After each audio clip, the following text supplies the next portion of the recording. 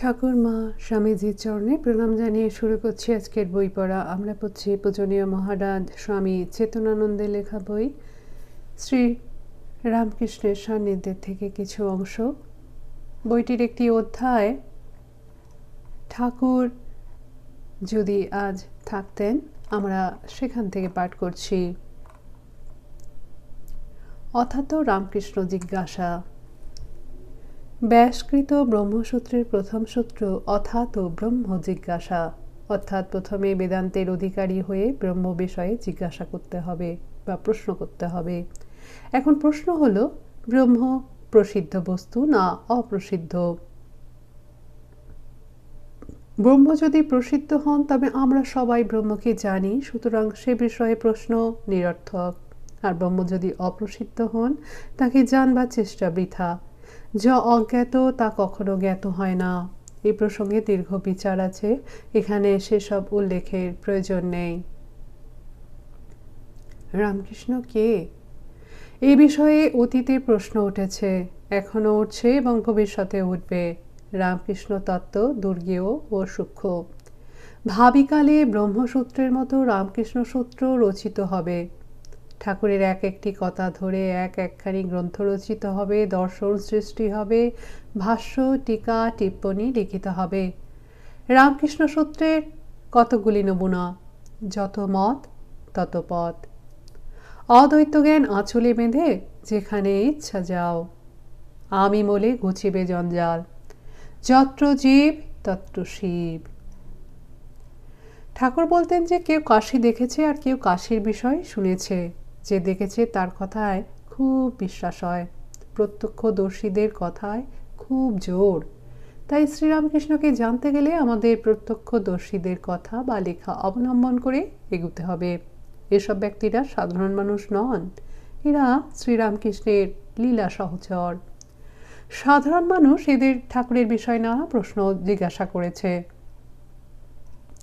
যে কেহ একবার ঠাকুরকে দর্শন করেছে সেই মহাপবিত্র ও পুণ্যবান। বিশ্বাসী ভক্ত রামচন্দ্র দত্ত বলতেন, এমনকি যে গাড়িতে ঠাকুর উঠেছেন সেই গাড়ির কোচম্যান, সহিস, গাড়ি ঘোড়া পর্যন্ত সব পবিত্র হয়ে গেছে। এ কথা শুনে জনৈক ব্যক্তি বলেন, তাহলে আর ভাবনা কি? কত লোকে তাকে রাস্তায় ঘাটে দর্শন করেছে, কত গাড়িতে তিনি চড়েছেন, তাদের কোচম্যান সহিস সকলেই তো দেখেছে। তারা কি আর তা বলে মুক্ত হয়ে যাবে? এ কথা শুনে রামবাবুর মুখ লাল হয়ে উঠল। তিনি গর্জে বললেন, যা যা, সেই গাড়োয়ান সহিসের পায়ে ধুলো একটু নিগে যা, যা যা। যে মেথর তাকে দর্শন করেছে সেই মেথরের একটু পায়ের ধুলো নিগে যা। তোর মতো লোকের লক্ষ লক্ষ জীবন পবিত্র হয়ে যাবে। রামবাবু ছিল বৈষ্ণব ভক্তের ভাব। একবার হরিপদ, পরবর্তীকালে স্বামী বোধানন্দ বালকোচিত সহজভাবে বলিয়া ফেলেছিলেন, শ্রী রামকৃষ্ণদেবকে তো অনেক মাঝি মল্লাও দেখিয়াছে, তাহাদের কি হইয়াছে? রামবাবু ইহা শুনিয়া দারুণ রুষ্ট হইয়া বলিয়াছিলেন, পাষণ্ড, তুই শ্রীরামকৃষ্ণদেবের দ্বারে ভিক্ষুক, আর কিনা বলিতেছিস তাহাকে মাঝি মাল্লারা দেখিয়াছে, তাহাদের কি হইল? নিশ্চয় জানবি যে মাঝি মাল্লা সুকৃতিবশত তাহার শ্রীমূর্তি দর্শন করিয়াছে, তাহারা তোর চেয়ে অনেক ভাগ্যবান। হরিপদ লজ্জায় ও ক্ষোভে রামবাবুর নিকট তাহার ওই উক্তির জন্য পায়ে ধরিয়া মার্জনা চাহিয়াছিলেন। পরবর্তীকালে ওই ঘটনার উল্লেখ করিয়া তিনি নিজে লিখিয়াছেন, অনেক পরে বুঝিয়াছিলাম বাস্তবিক যে ব্যক্তি অজ্ঞাত সারেও শ্রী শ্রী রামকৃষ্ণদেবকে একবার মাত্র দর্শন করিয়াছিল সে মহাভাগ্যবান। আমি তার পাদ স্পর্শ করিবার যোগ্য নই। বিজয়নাথ মজুমদার তাঁর ডায়েরিতে লিখেছেন, যোগোদ্যান 1898 খ্রিস্টাব্দ। রামবাবু, গিরিশবাবু, অক্ষয়বাবু, হরমোহনবাবু, কালীপদবাবু ও মনমোহনবাবু উপস্থিত ছিলেন। আমরাও 3-4 জন ছিলাম। সহসা একজন বলিলেন, ঠাকুরের নিকট যাহাদের আসিবার সৌভাগ্য হইয়াছে তাহারা সকলেই সাধক ও শুদ্ধ সত্য। মনমোহন বাবু বলিলেন, ও কথা আমি মানতে পারি না। শ্রীরামকৃষ্ণ গ্রামারে ও কথা থাকলে আমাদের গতি কি হতো? আমরা যখন তার কাছে গিয়েছিলাম তখন এদের মতোই পার্শ্বস্থিত যুবককে দেখাইয়া। এদের মতোই আমাদের অবস্থা। আমাদের না ছিল বিশ্বাস, না ছিল শ্রদ্ধা, না ছিল স্থির লক্ষ্য, না ছিল লক্ষ্য সাধনে তৎপরতা। ইন্দ্রিয় সংযম যে কাহাকে বলে তখন জানতাম না। আমাদের অভিজ্ঞতা দিয়ে বুঝেছি ওসব আগে আসে না, একে একে তার দয়ার পরে পরে এসেছে। তার কৃপায় তাকে ধরবার পর আমাদের মধ্যে ভগবানে বিশ্বাস, শ্রদ্ধা, অনুরাগ যা বলো সব এসেছে। আমরা নিজের জোরেও সব পাইনি, তাঁর দয়ায় পেয়েছি। 1897 খ্রিস্টাব্দের 15ই আগস্ট রামকৃষ্ণ মিশনের সাপ্তাহিক অধিবেশনে এই প্রশ্নটি ভক্ত ভৈরব গিরিশচন্দ্রকে করা হয়। তাঁহার ব্র্যাকেটে ঠাকুরের অবতার সম্বন্ধে আপনার মত? প্রত্যুত্তরে গিরিশবাবু বলেন, যদি অনুরূপ ঈশ্বর থাকেন তাহলে আমি ক্ষুব্ধ হব। আমি ঘৃণিত বারাঙ্গনার গৃহ হইতে তাহার নিকট গিয়াছি, আমাকে বসিতে আসন দিয়াছেন। আমার জন্য দক্ষিণেশ্বর হইতে পাপ থিয়েটার গৃহে মিঠাই লইয়া আসিয়াছেন। আমি এই ভালোবাসা কোথাও পাই নাই। আমার নিকট তিনি ভগবান, তিনি অবতার। তাহার এক কথায় আমার জীবনে যুগান্তর হইয়াছে। একদিন তিনি বলিয়াছিলেন, হলধারী আমাকে গাছে বসিয়া প্রস্রাব ত্যাগ করিতে দেখিয়া ভূতে পাইয়াছে মনে করিয়াছিল। যখনই আমার মনে সন্দেহের মূল দেখা যায়, এই কথা স্মরণ হইবাই মাত্র সন্দেহের উদর হইতেই পারে না। তাহাকে মানা, ভালোবাসা, পূজা করা কঠিন নয়, তাহাকে ভুলাই কঠিন। শ্রীরামকৃষ্ণের অন্তর্ধানের পর তাঁর সন্ন্যাসী শিষ্যদের ঠাকুর সম্পর্কে নানাবিধ প্রশ্নের সম্মুখীন হতে হয়েছে। যেমন, মহারাজ, ঠাকুর এখনো আছেন? স্বামী ব্রহ্মানন্দ বলেন, তোর দেখছি মাথা ফাতা খারাপ হয়ে গেছে। আমরা বাড়ি ঘর দৌড় ছেড়ে দিয়ে আজীবন এইভাবে পড়ে রয়েছি কিসের জন্য? তিনি সবসময়ই আছেন। তাকে জানবার জন্য দিন রাত তাঁর নিকট প্রার্থনা কর। তিনি সব সংশয় দূর করে দেবেন, তার স্বরূপ বুঝিয়ে দেবেন। প্রশ্ন, আপনারা এখন ঠাকুরকে দেখতে পান? স্বামী ব্রহ্মানন্দ বলেন, তিনি যখন দয়া করে দেখা দেন তখন দেখতে পাই। তার দয়া হলে সবাই তাকে দেখতে পাবে। তবে তাকে দেখবার সে অনুরাগ, সে আকাঙ্ক্ষা কয়জনের আছে? পরের প্রশ্ন, ঠাকুরের আইডিয়াল এক্সিস্টেন্স বা মানসিক সত্তা ছাড়া রিয়েল এক্সিস্টেন্স বা বাস্তব সত্তা কিছু আছে কি? স্বামী শারদানন্দ বলেন, আছে বই কি, অনেকে তাকে দেখছে, কথা কইছে। প্রশ্ন হয়, আপনি তার কোনো প্রমাণ পেয়েছেন কি? স্বামী শারদানন্দ বলেন, কিছু কিছু পেয়েছি বই কি, নইলে কি এমনি পড়ে আছি? প্রশ্ন হয়, যদি ঠাকুর আছেনই তবে স্বামীজি অর্থাৎ স্বামী বিবেকানন্দ ইচ্ছামতো তার সঙ্গে কথা কইতে পারতেন না কেন? স্বামী শারদানন্দ বলেন, কথা কইতেন বই কি। এই যেমন আমি তোমার সঙ্গে বসে কথা কইছি, ঠিক এমনইভাবে কথা বলেছেন, আমরা জানি, তবে ইচ্ছা মাত্র হতো না। যেমন তুমি শাঁখারীটোলায় থাকো, আমার সঙ্গে কথা কইতে হলে এখানে এসে দেখা করে তবে কথা কইতে হবে। স্বামীজি তো আর ঠাকুরের সমান প্লেনে অর্থাৎ ভূমিতে ছিলেন না। কর্মের মধ্যে থাকলে মন একটু নিচেতে থাকে, তাই কথাবার্তা হতে হলে মনকে সংযত করে উপরের প্লেনে বা ভূমিতে নিয়ে যেতে হবে। জনৈক ছাত্র বলেন, প্রশ্ন করেন, ঠাকুরের লীলার কথা যা শোনা যায় এসব ব্যাপার না দেখলে যেন বিশ্বাস হতে চায় না, আর বিশ্বাস না হলে তো সবই মিথ্যা। বাবুরাম মহারাজ বলেন, যস্ত ভালো সাক্ষীকে, বিশিষ্ট ভদ্রলোক সাক্ষীকে বিশ্বাস করেন, মনে কর তুই জাজ আর আমি সাক্ষী। আমি বলছি আমি স্বচক্ষে দেখেছি। ঠাকুরের কি অপূর্ব ভাব, কি তীব্র ত্যাগ, কি অনুপম জ্ঞান, কি অদ্ভুত কর্ম! সবে কি সকলে দেখতে পায় রে? কেউ দেখে, কেউ শোনে, কেউ বা পড়েও বিশ্বাস করে। চাই বিশ্বাস, অচল অটল। সরল বিশ্বাস না হলে কিছুই হয় না। আমি যদি জন্ম নিতেম। মানুষের কল্পনার শেষ নেই, সীমাও নাই। অনেকে কল্পনাকে তুচ্ছ তাচ্ছিল্য করেন, কিন্তু তারা জানেন না কল্পনা কি করে বাস্তবে রূপ নেয়। একটা উদাহরণ দিই। আমেরিকায় এমন লোক নেই যে ডিজনিল্যান্ডের কথা জানে না। তা হলো পৃথিবীর এক শ্রেষ্ঠ চিত্ত বিনোদনের স্থান।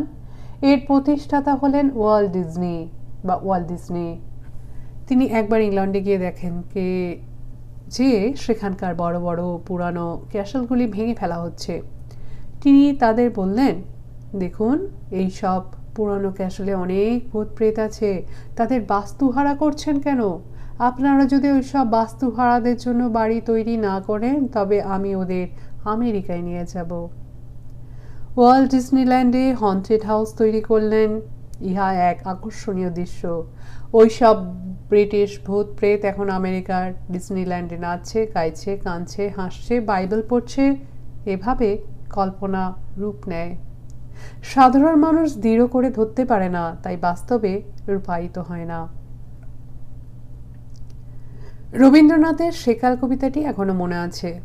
আমি যদি জন্ম নিতেম কালিদাসের কালে, দৈবে হতেম দশম রত্ন, নবরত্নের মালে। চিন্তা দিতেম জলাঞ্জলি, থাকতো নাকো তড়া, মৃদু পদে যেতেম যেন নাইকো মৃত্যু জড়া। জীবন তরি বয়ে যেত মন্দাক্রান্তা তালে, আমি যদি জন্ম নিতেম কালিদাসের কালে।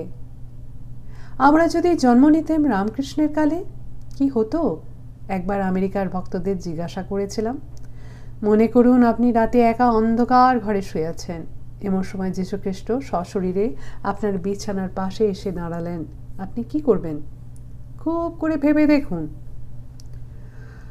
ভক্তদের চুপ করে থাকতে দেখে বললাম, আমি জানি আপনারা কি করবেন। আপনারা টেলিফোনে 911 ডায়াল করবেন। আমেরিকায় 911 হচ্ছে ইমার্জেন্সি নাম্বার। 911 ডায়াল করা মাত্র অপারেটর জিজ্ঞাসা করবে কাকে চাই, পুলিশ, অ্যাম্বুলেন্স অথবা ফায়ার ব্রিগেড। আমরা ভীতু, খ্রিস্টকে দেখবার জন্য এখনো প্রস্তুত হইনি। অনেকে বলবে, প্রভু তুমি ওই দেয়ালের ওই ছবিতে ঝুলে থাকো, তোমাকে কাছে দেখলে বড় ভয় করে।